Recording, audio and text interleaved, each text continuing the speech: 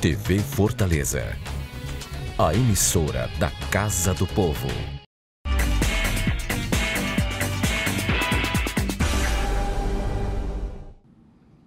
Vereadores de Fortaleza debatem com a sociedade os impactos da reforma da Previdência. Sobre o assunto, vamos esclarecer dúvidas, ouvir especialistas no assunto e deixar você mais por dentro do que está acontecendo em torno do seu direito à aposentadoria. Você vai saber quais as mudanças que podem acontecer no direito à aposentadoria e como seria o impacto na vida dos brasileiros. No estúdio, vamos debater sobre a proposta que pretende acabar com a obrigatoriedade do exame de ordem. Conheça as vantagens da Previdência Complementar da OAB-Prev. Centenas de estudantes se preparam para a disputa de uma concorrida vaga no concurso público. E as dicas da nossa agenda de concursos jurídicos com inscrições abertas. Os principais destaques do judiciário brasileiro você confere agora aqui no programa Mundo Jurídico.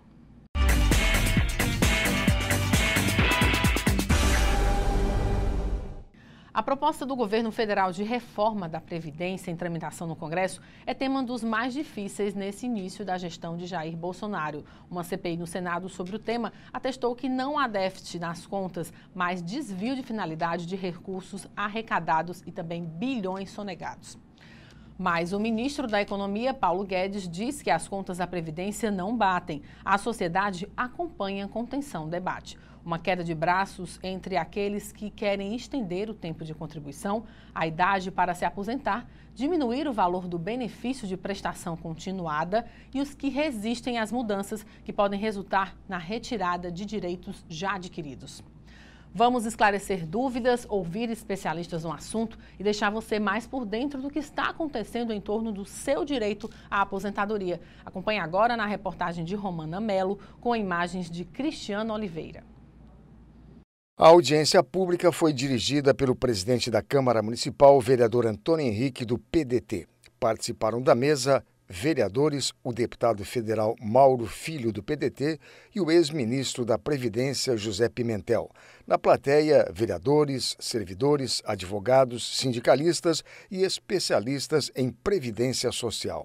O primeiro palestrante destacou que é necessário fazer uma reforma justa, sem prejudicar nenhuma categoria, porque o que o governo arrecada das contribuições não é suficiente para pagar as aposentadorias e pensões da Previdência Social. Correções precisam ser feitas e esse debate, essa audiência pública serve exatamente para esclarecer por que ela é necessária. No entanto, essa reforma ela não faz sentido porque ataca muito fortemente os que recebem menos salários. Para o ex-ministro da Previdência, José Pimentel, o projeto da reforma, como está tramitando no Congresso, vai ser prejudicial aos trabalhadores. A contribuição do empregador é facultativa e a do Estado deixa de existir. Portanto, é um desmonte do Estado do Bem-Estar Social que nós estamos construindo nesses 519 anos que aqui estamos. A audiência pública foi uma proposição do vereador Iraguaçu Filho, do PDT, e teve a assinatura de todos os vereadores. Esse debate é importante e Fortaleza não podia ficar fora. Por isso, realizamos a nosso pedido, juntamente com os mandatos do vereador Gardel e Guilherme Sampaio, esse grande debate na Câmara Municipal, e nós vamos continuar no plenário. Isso é importante. Para o presidente da Câmara Municipal, o vereador Antônio Henrique, a audiência pública mostra a sintonia que os parlamentares de Fortaleza têm com esse tema tão importante para todos os brasileiros. Estamos aqui para contribuir com esse debate. Acredito que cada um dos vereadores que aqui estão deve ter alguma coisa para oferecer para esse país, para esse tema, para que lá em Brasília seja aprovado aquilo que realmente for de interesse do povo brasileiro. Outros vereadores também se manifestaram sobre a importância da audiência pública debater o projeto da reforma da Previdência Social. Só interessa mesmo aos banqueiros essa proposta do governo Bolsonaro. A classe trabalhadora vai trabalhar mais, pagar a conta para alguns bilionários continuarem lucrando agora com o mercado de previdência privada. Bem, primeiro vale a pena a gente dizer que esse é um tema que afeta todos os brasileiros. Portanto, nós aqui do Parlamento Municipal temos a obrigação legal de fazer essa discussão, de entender a proposta. Eu fiz questão de estudar muito o tema e cheguei a uma conclusão de que essa reforma da Previdência, como está posta no Congresso Nacional, é muito ruim para os brasileiros, principalmente para os mais pobres. né, dificulta mais o acesso para quem recebe o benefício de prestação continuada, diminui o valor, prejudica o agricultor da agricultor familiar, seja que impõe regras que ele não vai conseguir cumprir para se aposentar. Eu acredito que esse projeto apresentado pelo governo federal acaba retirando direitos dos trabalhadores, notadamente dos professores. As professoras teriam que trabalhar mais 10 anos para conseguirem obter a sua aposentadoria. É importante que a Câmara debata isso porque isso impacta diretamente a população de Fortaleza, especialmente a classe trabalhadora, que, segundo informações que chegam a nós, serão as mais prejudicadas nesse projeto que hoje tramita no Congresso Nacional.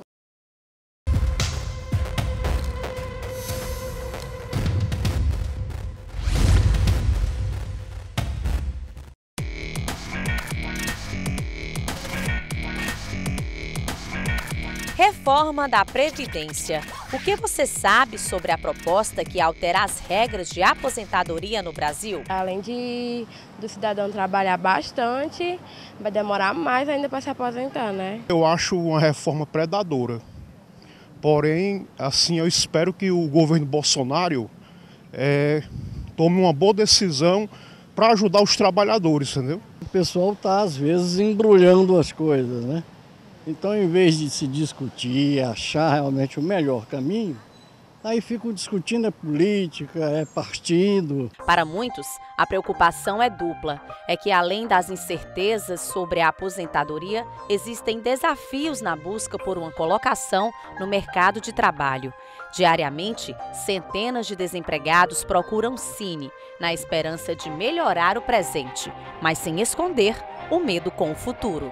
Fica meio difícil para a gente, né? Pelo menos eu já estou com 60 anos, de entrar na aposentadoria, já estou com 5 meses e não consegui nada ainda. Estou muito preocupado com essa situação, porque a reforma, na realidade, atinge mais o trabalhador, o pobre, aquele pobre que contribui em cima do salário mínimo. Segundo o governo federal, a modificação do sistema previdenciário visa equilibrar os gastos públicos com o setor, já que o atual modelo de aposentadoria gasta mais do que arrecada. Essa conta deficitária é antiga e o debate sobre a necessidade de uma reforma também não é novo. Começou desde o surgimento do Plano Real. É verdade que de 20 anos para cá, algumas modificações já foram realizadas, como a criação do fator previdenciário e o surgimento do sistema do funcionalismo, que não permite servidores públicos que ingressaram na função em 2003 a se aposentarem com valor integral. Em linhas gerais, o INSS basicamente quer estabelecer nova idade mínima para o beneficiário ter direito à aposentadoria e alinhar isso ao tempo de contribuição. Nós temos agora a aposentadoria por tempo de contribuição.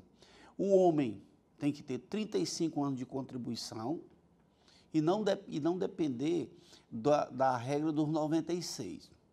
A regra dos 96 é o tempo de contribuição mais o seu tempo mais a sua idade, para que a partir de 1º de janeiro deste ano ele teve que ter uma pontuação de 96, que anteriormente era 95.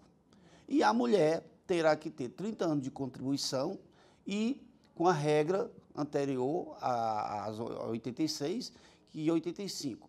Ela tem que ter somente o tempo de contribuição e o homem também contribuição. A proposta em análise no Congresso Nacional prevê que as mulheres só poderão se aposentar com ao menos 62 anos de idade, os homens com 65. O tempo mínimo de contribuição será de 20 anos. Atualmente, a Previdência paga em torno de 20.300.000 benefícios deste tipo todo mês aqui no Brasil. No Ceará, até fevereiro deste ano, o INSS possuía 683 mil aposentados por idade e 98 mil por tempo de contribuição. Como o nosso regime hoje funciona em caráter solidário, quem está no mercado de trabalho custeia os valores concedidos aos inativos. Uma mecânica que só em 2018 gerou um déficit de 186 bilhões de reais. O que é que me preocupa na reforma? Foi pouco analisada a questão técnica, por exemplo, da aposentadoria especial, que é aquela pessoa que só pode trabalhar, um minerador que só pode trabalhar 15 anos.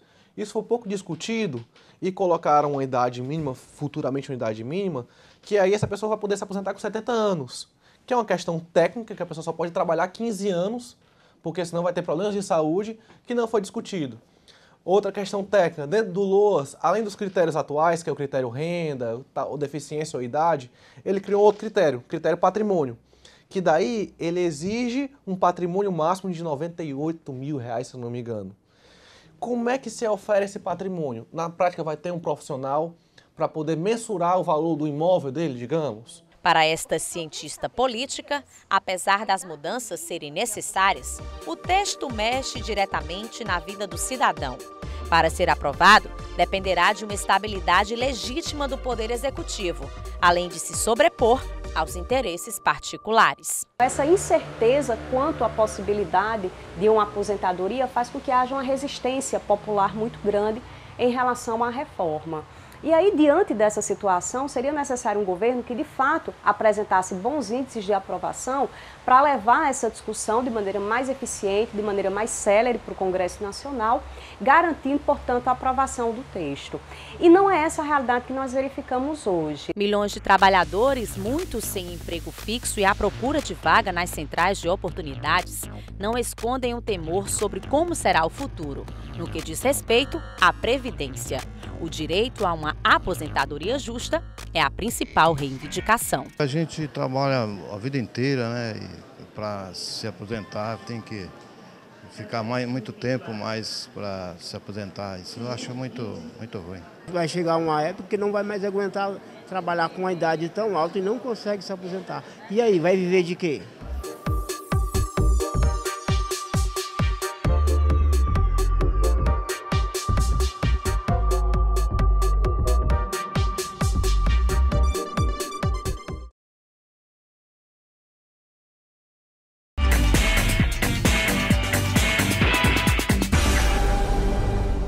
O Brasil tem uma triste tradição de escândalos envolvendo políticos que realizam operações fraudulentas com o dinheiro público, buscando se beneficiar pessoalmente com isso.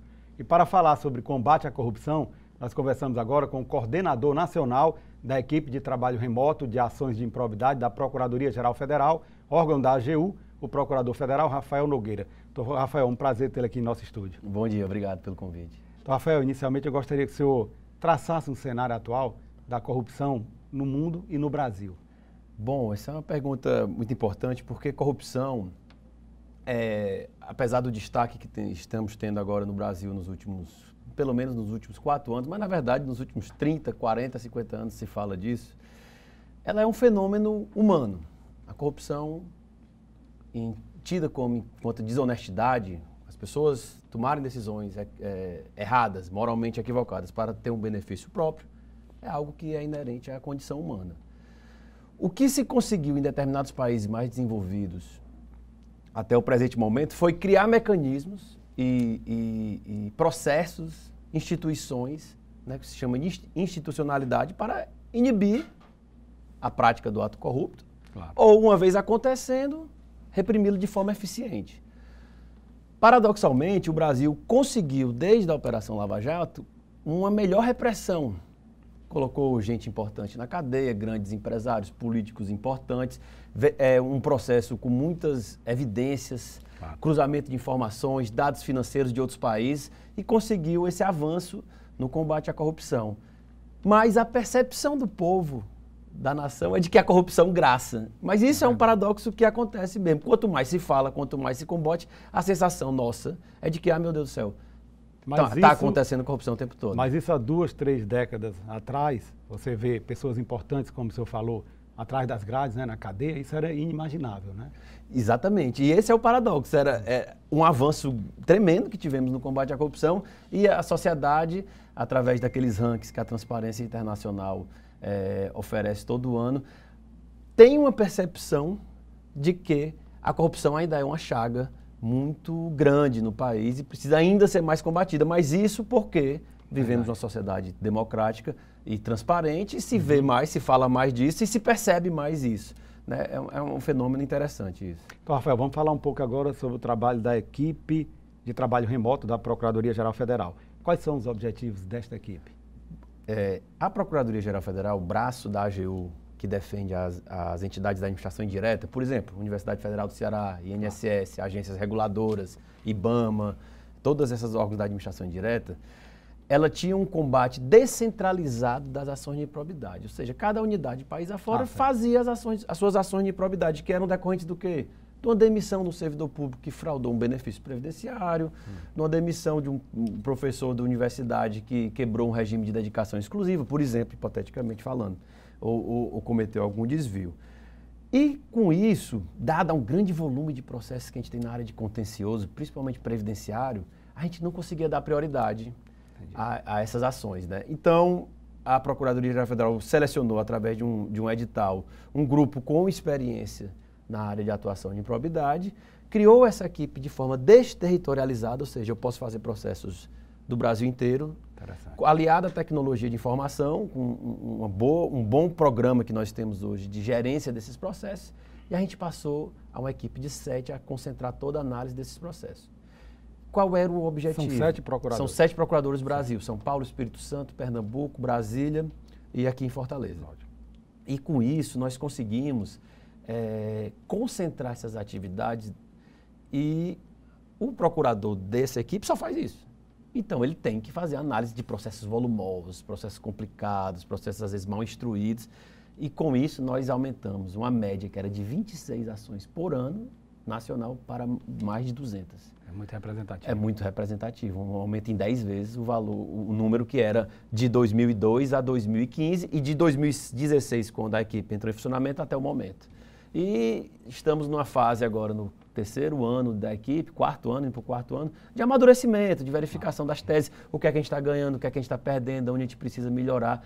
E, mais importante, identificando padrões para avisar as entidades que representamos, olha, há falhas no seu controle interno, há falhas na concessão de benefício previdenciário, há falhas nos convênios que os prefeitos pegam recurso da educação.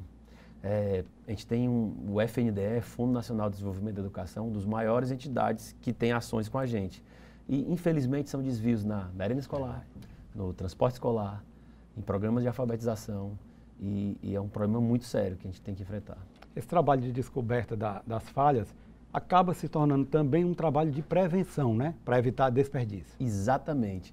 Ao identificar posteriormente, porque tem um problema, esses processos têm um delay no tempo. A gente está recebendo fatos que aconteceram há 3, 4, 5 anos atrás. Então, quer dizer, o ato de corrupção aconteceu, o desvio aconteceu, a não prestação daquele serviço público de forma correta não aconteceu. Isso é muito ruim. É verdade. A gente quer evoluir para, verificando esses padrões de forma reiterada, evitar que esse ato aconteça.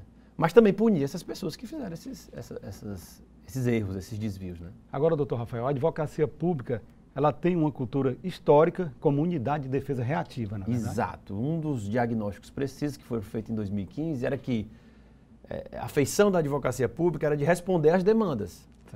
As pessoas, as empresas acionam o Estado, eu quero o meu benefício previdenciário, quero uma vaga no hospital, quero, os servidores públicos contestam não deferimento de reajustes ou pagamento de gratificações de forma correta, e isso nos enchia de trabalho de defender o erário e impedia que a gente fosse atrás, naqueles casos que a gente tinha que ter uma função proativa, né? Então, com essa exclusividade de atuação, pelo menos nesse momento inicial de analisar os processos, parte dessa questão foi quebrada, porque a gente fica fazendo, esse grupo faz só essas ações e depois manda para as unidades que vão cuidar dos processos no seu caminhar.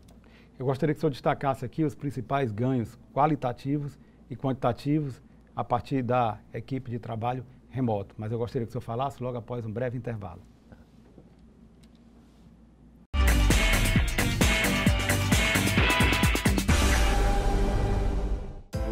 A Prefeitura investe no transporte público para melhorar a vida das famílias em Fortaleza. Criou o Bilhetinho, passagem gratuita para crianças de até 7 anos. A Prefeitura amplia a frota de ônibus com ar-condicionado. Bicicletar com bicicletas mais adequadas para as mulheres. E mais ciclofaixas facilitando a mobilidade em Fortaleza. Prefeitura e você, uma Fortaleza melhor é a gente que faz. A Prefeitura trabalha para uma vida com mais saúde em Fortaleza. Inaugurou a Coordenadoria de Assistência Farmacêutica, implantou os monitores dos postos de saúde, fortalece o programa Cresça com seu Filho e o Centro Dia da Pessoa Idosa da Prefeitura. Atendimento e mais prevenção é saúde. Criou os núcleos de desenvolvimento infantil e inaugurou o Centro Materno Infantil do Conjunto Ceará. Prefeitura e você. Uma saúde melhor é a gente que faz.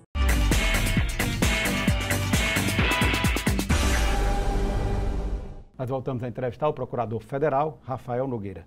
Doutor Rafael, a pergunta que ficou no ar no bloco anterior foi sobre os ganhos quantitativos e qualitativos a partir da equipe de trabalho remoto. Primeiro, o dado mais evidente que iniciamos foi o ganho quantitativo. Saímos daquela média de 26 ações ano para uma média de 200 ações ano, desde 2016, com um incremento em 2017, 2018 mantendo essa média e 2019 ruma para manter essa análise. Para além das ações ajuizadas, há uma série de processos que são analisados e arquivados por uma série de motivos. Isso também vai limpando esse estoque de processos que vem principalmente do FNDE e do INSS. São os dois maiores entidades que enviam o processo. E do ponto de vista qualitativo, muito interessante, porque a gente passou a ter unidade de teses. Por exemplo, uma acumulação ilícita de cargos, acontece muito em universidades, institutos federais. Pode ser que seja improbidade, em alguns casos pode, às vezes não seja, que não há má fé evidente. Então, a gente consegue trabalhar as teses de forma mais unificada e ganha em qualidade, ou seja, na vitória ou no amadurecimento das teses nos processos. A principal atuação da equipe de trabalho remoto hoje se dá na área de ação de improbidade? Isso. Basicamente, eu diria que mais de 90% das nossas ações são de improbidade. Nós também entramos com cautelares dos acórdãos do TCU. O TCU analisa as tomadas de contas especiais, principalmente, e profere o acórdão e antes do julgamento final nos manda para a gente entrar com ação cautelar para bloquear bens para a execução futura desse acórdão, mas em número ainda bem menor do que as ações de improbidade. Doutor Rafael, um dado que me chamou a atenção é que existem 146 liminares deferidas com valor autorizativo de bloqueio de 517 milhões de reais. O senhor poderia falar um pouco sobre essas liminares? Isso é importantíssimo. A ação de improbidade prevê, no seu artigo 7º, a possibilidade do juiz decretar liminar de indisponibilidade dos bens do réu de forma antecipada, inclusive antes da citação e da notificação do réu na ação. Isso para quê? Para evitar que o réu se desfaça, né, do seu patrimônio ao longo do processo e na futura execução, caso nós venhamos a ganhar a ação, a execução seja frustrada, infelizmente. A fraude à execução. É um dado real de que muitas das ações de improbidade terminam com aquela ganhei, mas não levei. Verdade. Né? E a liminar de improbidade, o STJ definiu que não preciso demonstrar o periculo in mora, porque ele é presumido, porque se eu comprovar elementos mínimos do ato de improbidade, aquele periculo in mora é presumido, eu consigo algum sucesso de recuperação de crédito por conta desse deferimento da liminar. Porque o devedor fica aprisionado com seu patrimônio, aqueles que têm, né? Porque às vezes o fraudador muito profissional não tem nada no seu patrimônio. A fumaça do bom direito seria o suficiente. Suficiente, exatamente. Então, de algum dado estatístico que a gente está coletando, a ação está durando, para sair uma sentença de primeiro grau, em torno de 2 anos e meio. Então, ter uma liminar logo é fundamental para um eventual sucesso no futuro da ação. Com certeza. Então, Rafael, na sua opinião, qual a relação entre democracia e corrupção? Só acredita que quanto mais democrático o país, menor será a percepção da corrupção? Sim. Em termos, porque quanto mais democrático, mais transparente, mais aberto, mais a sociedade tem conhecimento de tudo e às vezes dá aquele paradoxo de, eu estou vendo demais e eu penso que tem demais, quando na verdade é porque eu estou vendo. Né? Numa ditadura não existe crime. A questão está sendo tratada com transparência. Numa ditadura não existe crime, ninguém pode falar nada, não existe entre aspas, evidentemente. Verdade. E o fator de recuperação dos ativos é fundamental, mas não é isso. A corrupção, ela dinamita a confiança da sociedade nas instituições de Estado. Verdade. Então, combater a corrupção é preservar a democracia, é preservar a institucionalidade. As pessoas terem a crença de que nós, servidores públicos, agentes políticos, empresários que lidam com a coisa pública, ao lidar com esse recurso, lidam de forma correta para prestar um bom serviço à sociedade. Isso é fundamental. Confiança em democracia é tudo. Doutor Rafael, Sem sombra de dúvidas, o país teve grandes avanços importantes no combate à corrupção nos últimos anos, especialmente com a Operação Lava Jato. Mas o senhor não acha que faltam ainda iniciativas de longo prazo, principalmente do Executivo e do Legislativo? Sim. Uma coisa é o combate repressivo, né? A face repressiva do combate à corrupção, e penso eu que tivemos uma evolução significativa com a Operação Lava Jato, com nós da Procuradoria-Geral Federal avançando nisso, com a Advocacia Geral da União avançando nos acordos de leniência, que são uma forma de resolver de forma extrajudicial questões graves de corrupção com alta eficiência na recuperação dos ativos. A AGU vem aprofundando muito nessa parte da leniência, tem reforçado suas equipes de análise de acordos de leniência, mas isso é uma face da moeda, a face da moeda repressiva. Qual é o melhor combate à corrupção? É o não acontecer, o ato. Vamos conseguir isso? Não se elimina a corrupção no mundo inteiro de acontecer. Sempre alguém vai tomar algum desvio, tomar alguma atitude equivocada. Mas com educação, com leis que desincentivem a prática dessas condutas. Muitas vezes a legislação é montada que faz com que eu ande à margem dos processos, porque é muito difícil. É muito complicado, né? E ter a dificuldade para vender a facilidade. Então, legislativo, aprimorar sua legislação, cumprir os tratados internacionais que o Brasil já adere, reforçar a educação, né, de cívica, cidadã, em relação ao bom uso do dinheiro público, e o Executivo implementar essas políticas de prevenção, que está se falando muito em compliance e integridade. Isso é algo que veio para ficar. Com certeza. Só poderia ressaltar aqui quais são os principais tipos de fraudes previdenciárias detectadas? A fraude previdenciária é um problema grave no Brasil. O Brasil tem cerca de 30 milhões de segurados da Previdência e toda uma população gigante que pode vir a ser segurado da Previdência. Todo aquele que trabalha e que contribui para a Previdência é um segurado potencial no futuro da Previdência. Então, é um campo muito grande para acontecer desvios, né? E, infelizmente, o que a gente tem visto é que há quadrilhas no Brasil que escolheram fraudar a Previdência para conseguir fonte de renda para suas atividades criminosas. Então, a gente vê de tudo. A gente vê o do básico, que é a falsificação de documentos para montar processo, com a cooptação de agentes públicos, utilização de dublê para perícia médica. Se monta um processo de benefício por incapacidade alegando que a pessoa tem uma determinada deficiência. A pessoa não existe a deficiência, mas o dublê tem a deficiência e ia na perícia médica e conseguiu o benefício, né, de forma aparentemente legal. As aposentadorias rurais. Exatamente. Aposentadorias rurais, infelizmente, muita fraude, porque depende muito de comprovação documental e testemunhal. Então, nós temos que evoluir, e aí, aquela pergunta anterior que você falou, legislações que desincentivem isso, que sejam mais objetivas, que sejam mais verificáveis, auditáveis, para evitar esse tipo de situação. Com certeza. Então, Rafael, infelizmente, nós estamos chegando ao final da nossa entrevista, o tempo realmente voou. O programa Mundo Jurídico agradece a sua participação e todas as informações aqui prestadas e abre agora espaço para as suas considerações finais. Às vezes, quando a gente trata do combate à corrupção, parece que a gente está numa cruzada um tanto quanto inglória, mas não, a gente está tentando fazer que as coisas funcionem de forma correta. Não é um discurso moralista, moralista do ponto de vista privado. Não, a gente está falando da moralidade pública, da moralidade administrativa. O Estado não tem que interferir na moral privada das pessoas, nem nada. Não é isso que se fala. O que nós precisamos é que o trato com a coisa pública seja feito de forma correta, porque é preservar um esforço que a sociedade faz em arrecadar fundos para que o Estado sirva aos seus propósitos, sob pena de não crermos mais que a democracia é capaz de resolver nossos dilemas, e temo muito por isso. Com certeza. Obrigado. Ivelise Maia. Vamos voltar a falar da reforma da Previdência. As mudanças que podem acontecer no direito à aposentadoria, como seria o impacto na vida dos brasileiros.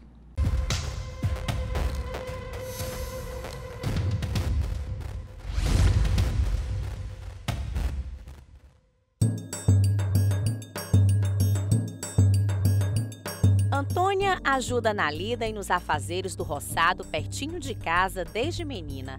Ela vive em Pacajus, na região metropolitana de Fortaleza. E possui uma rotina árdua de trabalho. Da terra, a agricultora tira o próprio sustento e contribui com a manutenção do lar.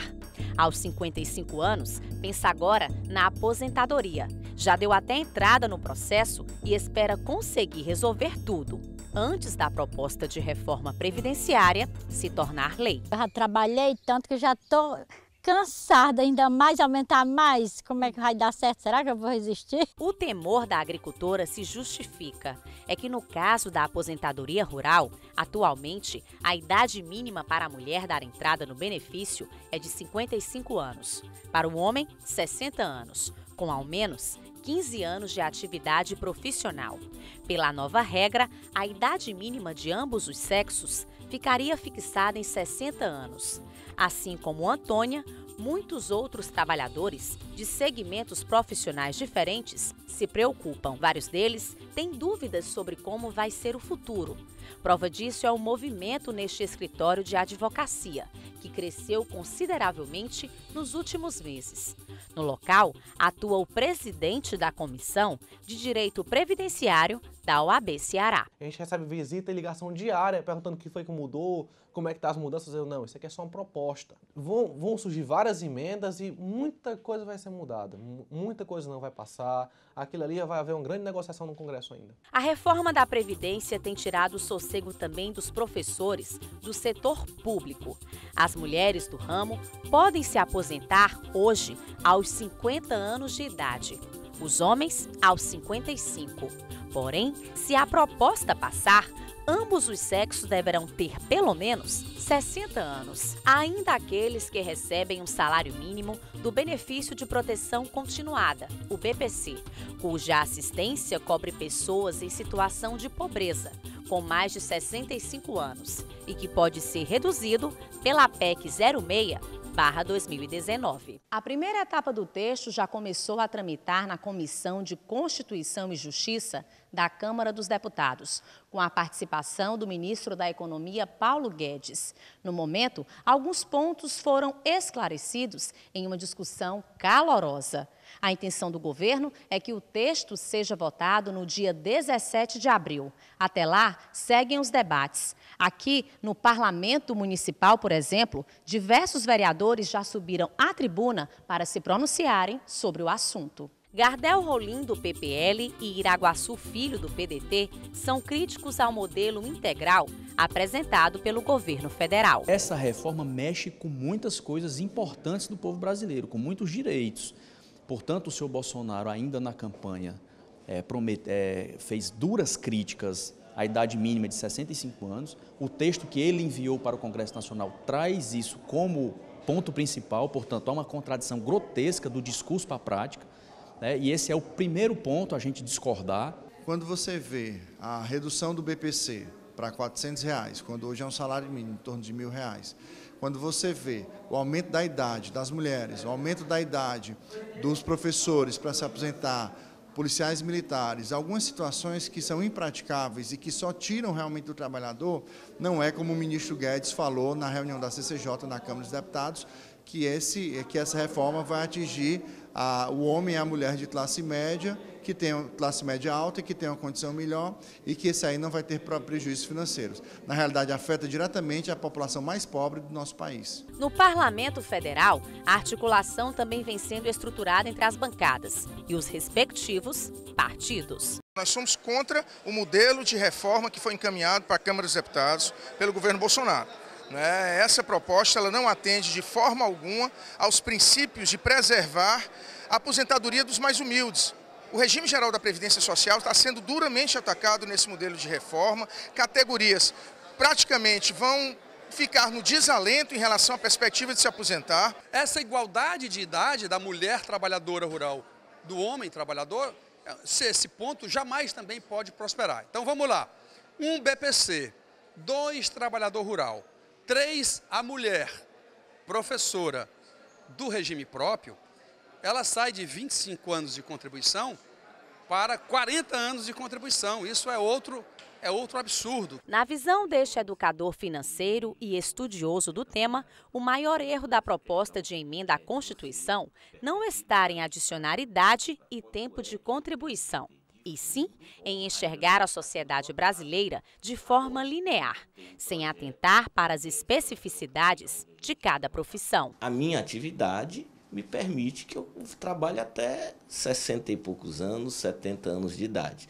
Mas eu não posso imaginar, por exemplo, que um profissional da construção civil vai estar subindo no 20º andar, no sol quente, aos 65 anos de idade, para realizar a mesma atividade. Quanto mais velho você fica, mais dificuldade você tem de conseguir emprego. Então, nós estamos dizendo que eu estou correndo o risco de criar um bolsão de desempregados idosos. Quem está prestes a se aposentar só espera que o governo seja sensível à questão e saiba agir de forma a não prejudicar ninguém. É muita luta, sabia? Se sustentar só com a agricultura. Eu já ralei muito, as minhas mãos carejadas de trabalhar.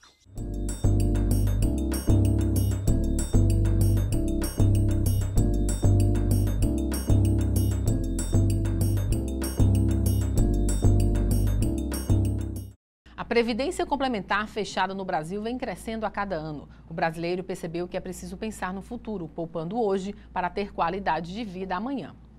Na prática, os planos de previdência complementar funcionam como uma poupança. É um investimento de longo prazo e uma forma de investir bem transparente e flexível, em que você pode acompanhar através dos extratos a rentabilidade de seus investimentos. Formar uma reserva financeira para realizar um sonho e planejar uma aposentadoria segura a longo prazo, além de uma renda para o caso de invalidez e uma pensão paga aos beneficiários caso ocorra alguma fatalidade. Esses são os principais objetivos de quem já aderiu ao Plano de Benefícios Previdenciários do advogado OAB Prev Ceará. O deputado federal José Medeiros, do Mato Grosso, apresentou na Câmara dos Deputados projeto de lei que quer extinguir o exame de ordem como exigência para inscrição na Ordem dos Advogados do Brasil e, consequentemente, para o exercício da profissão. O presidente Jair Bolsonaro também se posiciona contra o exame de ordem. E para falar sobre o tema, nós recebemos agora em nosso estúdio o educador jurídico e membro da Comissão Nacional do Exame de Ordem, Dr. Vanilo de Carvalho. Dr. Vanilo, é um prazer tê-lo aqui em nosso estúdio novamente. Muito obrigado, o prazer é todo meu. Eu gostaria inicialmente que o senhor fizesse uma avaliação sobre a importância do exame de ordem para aferir a qualidade do ensino do direito no Brasil. O exame de ordem, ele é de uma importância tremenda, principalmente como o exame de ordem tem sido aplicado aqui no Brasil e como o exame de ordem tem sido elaborado de forma tão séria, de forma tão competente e de forma a buscar cada vez mais um serviço de excelência, não quero nem puxar a brasa aqui para a minha sardinha, mas já puxando, que é o serviço da prestação jurídica, claro, que é aquele serviço que o indivíduo, que o cidadão ou uma classe delega seus próprios direitos para um profissional, para um outro. Ou seja, é um serviço fundamental que deve ter todo tipo de exigência, né? Então, antes da gente estar questionando a necessidade do exame de ordem, a legitimidade do exame de ordem, a gente deveria estar cada vez mais incentivando e buscando aprimoramento para o exame de ordem. Então, o senhor acredita que o exame de ordem também é importante para preservar a sociedade de profissionais que não detêm o conhecimento suficiente para garantir o resguardo de direitos fundamentais? Sem sombra de dúvida. Se coloca uma ideia de que o exame de ordem é um bicho de 7 cabeças, e na verdade não é. Nos cursos jurídicos, nas faculdades, nos cursos de direito que são muitíssimos espalhados pelo Brasil, notadamente nos últimos anos, mesmo com uma resistência da OAB para que esses cursos fossem autorizados, mas por uma insistência do MEC, a gente percebe que aqueles alunos, né, que fizeram o seu curso de forma séria, que fizeram o seu curso de forma comprometida, eles não encaram o exame de ordem como, de forma alguma, um bicho-papão, né? Muito pelo contrário. Eu até lhe digo que a maioria deles, atualmente, estão até prestando, né, o exame de ordem antes até da sua própria graduação. Quer dizer, é algo natural, né? Eu tenho certeza que isso aconteceu contigo, foi comigo, né? Quer dizer, era algo natural. Se fez um bom um curso com seriedade. O exame de ordem, ele vem de forma espontânea, natural, não tem essa cara de um degolador. O senhor tocou numa questão importante e que é real, facilmente perceptível. O que se percebe nos últimos anos é uma grande proliferação de cursos de direito. Então, o senhor acredita que falta um maior comprometimento do governo contra o uso político do MEC na aprovação de novos cursos de direito sem qualificação?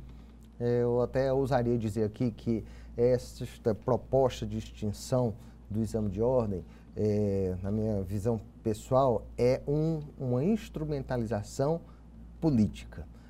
A gente percebe notadamente no momento atual como a OAB está totalmente combativa ao que ela considera como usurpação, retrocesso de direitos que a gente tem visto também de forma muito perceptível e de forma avassaladora nesses poucos meses do atual governo. E, ora, como é que se pode tentar minar, né, esse poder combativo da OAB?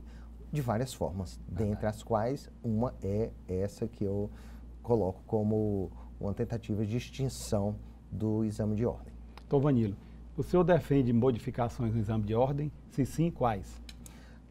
Obviamente que eu defendo porque quando se fala de direito, a gente sempre se fala de algo que está em constante transformação.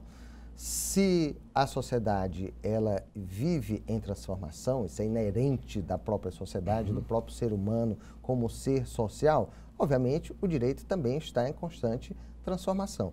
Se a sociedade está em transformação, se o direito está em transformação, se a legislação constantemente vai estar em transformação, visto que ela procura perseguir essa transformação social, obviamente que o exame de ordem também ele vai estar em constante transformação. O exame de ordem ele deve ser espelho também da realidade social. Então, por exemplo, se houve uma intervenção federal, né? Houve no Rio de Janeiro, né? Localizada, né? De forma específica, então é óbvio que o exame de ordem também ali vai se focar na sua área específica. Então, a sociedade vai mudando, as exigências vão mudando, a forma do ensino jurídico também vai mudando e, obviamente, o exame de ordem vai e deve também constantemente sofrer essas transformações graduais e proporcionais à mudança social e à legislação. Claro. Doutor Vanilo, o índice de reprovação no exame de ordem, salvo engano, já ultrapassa os 80%.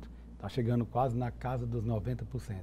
Eu gostaria que o senhor fizesse uma análise desse altíssimo índice de reprovação, mas logo após um breve intervalo.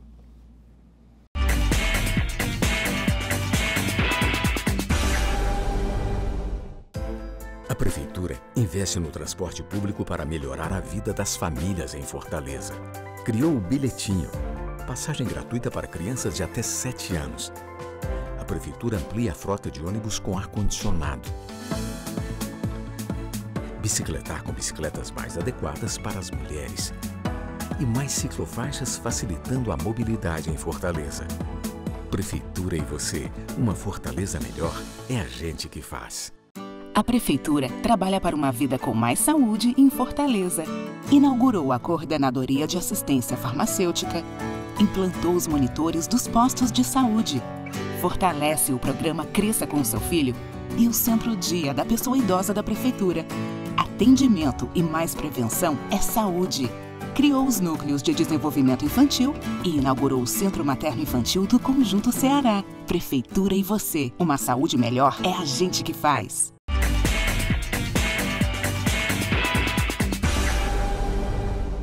Nós voltamos a entrevistar o educador jurídico e membro da Comissão Nacional do Exame de Ordem, Dr. Vanilo de Carvalho. Dr. Vanilo, no bloco anterior, eu pedi que o senhor fizesse uma análise do altíssimo índice de reprovação no exame de ordem, que hoje já beira aí a casa dos 90%. Ora, Hervelt, essa pergunta que você me faz agora, ela está intrinsecamente ligada a uma pergunta já aqui debatida entre nós, que é a qualidade do ensino jurídico. Eu não quero nem julgar aqui péssimo ou não péssimo, mas que o próprio índice da ordem, ele revela qual é a média desse ensino, claro, né, espalhado no Brasil inteiro.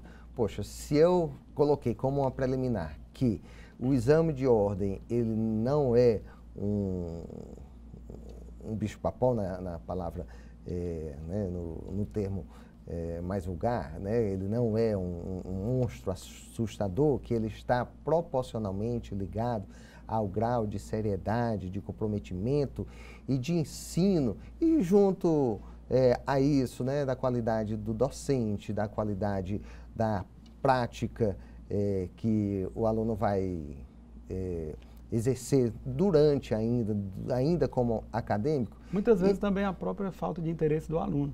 Muitas vezes. Em ter o conhecimento e buscar o conhecimento, né? Sem sombra de dúvida. Então, se isso tudo está ligado ao índice ao exame de ordem, então, obviamente, né, o alto índice de reprovação, ele também está ligado a esse comprometimento e esse conjunto, com certeza, né, de fatores que vão resultar no ensino jurídico aqui no Brasil, né, que a gente sabe que mudou, claro, de forma impressionante nos últimos tempos. Doutor Vanilo, como o senhor avalia o cenário para a profissão do advogado? A profissão do advogado, ela é imprescindível para o exercício das boas relações sociais. Claro. Né? Nós temos um histórico de lutas e de transformação social, de reconhecimento de direitos, tanto individuais quanto de direitos sociais, e esses direitos, eles foram, sem sombra de dúvida, conquistados com a presença do profissional do direito, com a presença daquele que dava voz a quem não tinha voz, né? Isso aqui não é retórica, mas é pura realidade. Junto com tudo isso, a gente sabe que o serviço jurisdicional e o exercício da carreira do advogado tem também sofrido muitos reveses, né?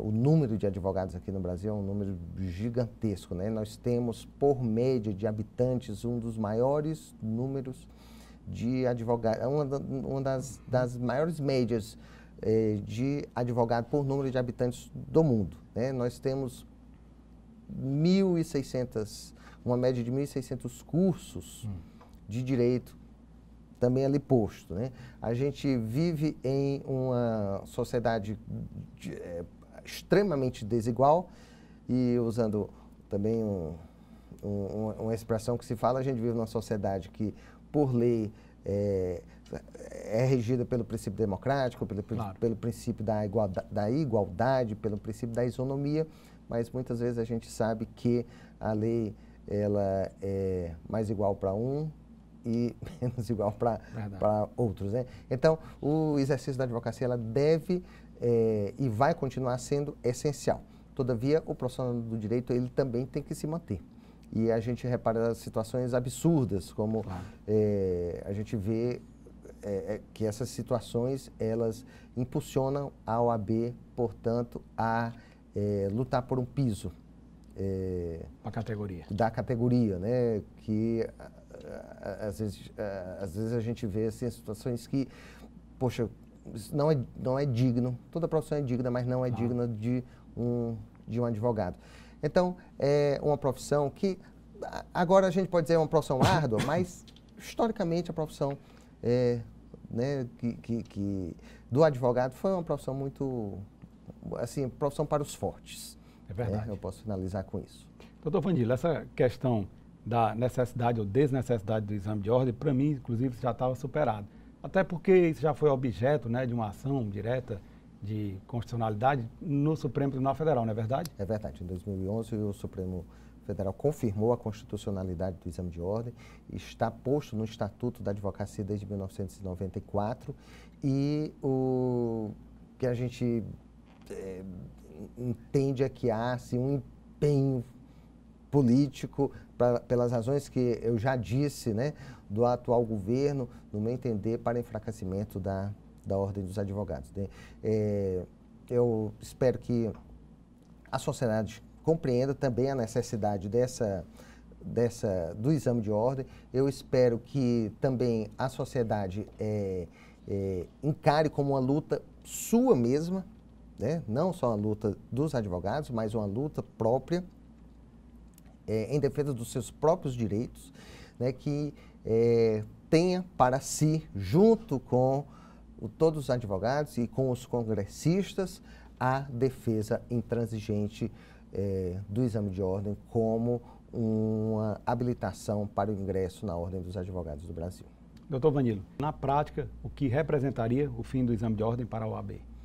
Eu acho que representaria uma energia que já devia ser canalizada para os fins institucionais da OAB, que é a manutenção do Estado Democrático de Direito, a defesa da sua classe como uma classe de defesa desses direitos individuais e sociais, e isso seria uma luta árdua, mas uma luta que a OAB vai vencer, porque, como eu já disse anteriormente, é uma luta não só dos advogados, mas uma luta de sobrevivência dos próprios direitos inseridos na Constituição de 1988.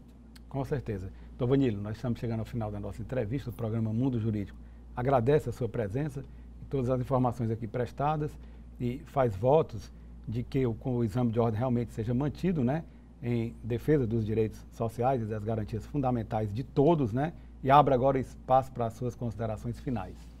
As minhas considerações finais, sempre são como você sempre me apresenta como educador jurídico, claro. E de fato eu sou com muito zelo e com muito orgulho. Eu quero dizer que esse programa aqui é um programa de educação jurídica e é Obrigado. Um programa de direitos, né, para toda a sociedade, independentemente de ser assim, específico para advogados e aqueles que apreciam o direito estrito sensu, né, falando. Né? Eu conto com o seu apoio, com o apoio do seu poder de divulgação da importância do que é o exame de ordem para toda a sociedade brasileira. Claro, obrigado. Ivelise Maia. Centenas de estudantes se preparam para uma disputa de uma concorrida vaga num concurso público. A rotina é puxada, mas vale a pena para quem sonha com estabilidade e também um bom emprego com um bom salário. 8 horas de estudo por dia, incluindo os fins de semana.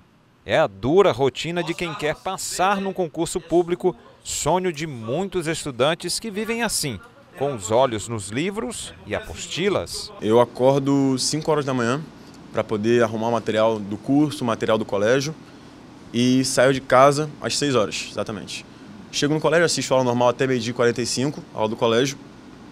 Meio-dia e 45 eu sou liberado, é o tempo que eu tenho para almoçar, trocar de roupa, pegar o ônibus e vir até o curso. Eu chego em casa em média assim umas 7 horas, e aí eu busco descansar de 7 horas até as 9 horas, para 9 horas já começar o estudo individual, que é em casa, que para mim é o mais importante. Aí eu vou virando, à noite, até acabar. 17 anos de idade, diferente de muitos jovens com a mesma idade, Rafael decidiu abrir mão de muitas coisas para se dedicar integralmente ao estudo. Sonha com uma carreira estável depois de uma aprovação num concurso. Porque é o meu sonho, cara. Eu quero passar nas PSECs e é o meu sonho e eu tenho que ter alguns sacrifícios, né, para a gente poder alcançar o objetivo aí. Esse cursinho é especialista em preparação para concursos públicos. Aqui são várias turmas preparatórias especiais para concursos em áreas como saúde e direito. Estrutura e professores de alto nível, mas tudo depende do esforço dos estudantes para garantir a vaga. Nós temos alunos que passam de primeira, sem dúvida nenhuma, temos bastante. Mas também nós temos alunos que se dedicam, nós temos alunos que pedem demissão do emprego para dedicação exclusiva. Você está vendo aqui muitos alunos nessas mesas. Temos a nossa sala de estudos, alunos que chegam 6 horas da manhã e só saem daqui 10 horas da noite. A rotina do estudante todo mundo já conhece, são várias e várias horas de estudo, mas tem outro alguém muito importante nessa preparação para um concurso. É exatamente o responsável por colocar as informações ali naquele quadro. O professor. Mais precisamente, o professor concurseiro. Heron dá aulas em cursinhos há 10 anos. A rotina de professor também é sacrificada. exige muito preparo e doação ao sucesso dos alunos nas provas. Quando o edital sai, o professor já tem que ter tudo pronto.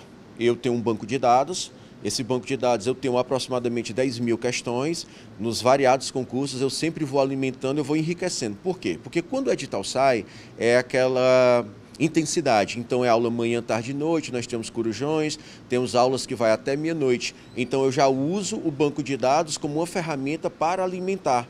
Então, esse banco de dados ele é usado diretamente nos cursos de resolução de questões, até mesmo para a gente poder propiciar um material legal para o aluno. Então, a gente tem uma dedicação em fazer esse material. Por exemplo, numa aula passada, eu passei 14 horas sentados no computador para fazer um material de uma aula. Juntos, alunos e professores se preparam enquanto esperam pela divulgação dos editais dos concursos. Vem aí mais um, o concurso para o IBGE, previsto para sair o edital para o dia 30 desse mês. É a chance de conseguir a tão desejada carreira consolidada, estabilidade, bom salário. Sonha com essa vida também? Então comece a se preparar para ontem. O Sistema Prisional Cearense recebeu uma comissão do Departamento Penitenciário Nacional, organismo do Ministério da Justiça e Segurança Pública, para realizar inspeções nas unidades. O grupo integra a corregedoria, profissionais da saúde e técnicos de políticas penitenciárias do departamento e tem o objetivo de avaliar as mudanças recentes realizadas nos presídios. A visita, além da inspeção, inclui reuniões com o secretário Mauro Albuquerque e a equipe da secretaria. Um dos focos do titular da pasta é manter a Força Nacional de Intervenção Penitenciária no sistema cearense por mais 90 dias. A permanência da força é solicitada com o objetivo de dar continuidade ao treinamento dos agentes penitenciários locais, atualizando procedimentos, técnicas e aumentando a segurança na realização das atividades. Agora chegou a hora de você conferir as dicas dos concursos jurídicos com inscrições abertas em todo o Brasil. Acompanhe.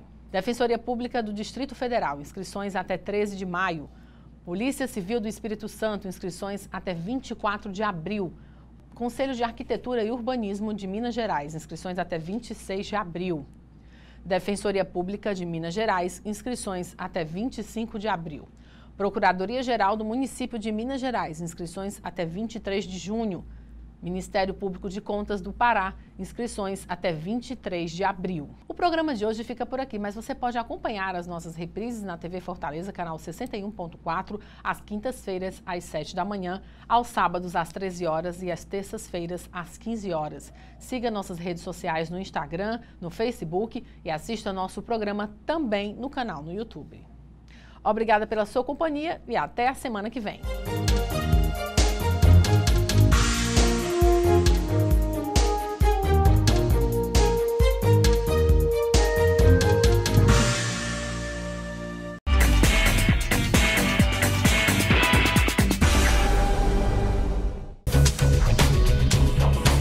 TV Fortaleza, a emissora da Casa do Povo.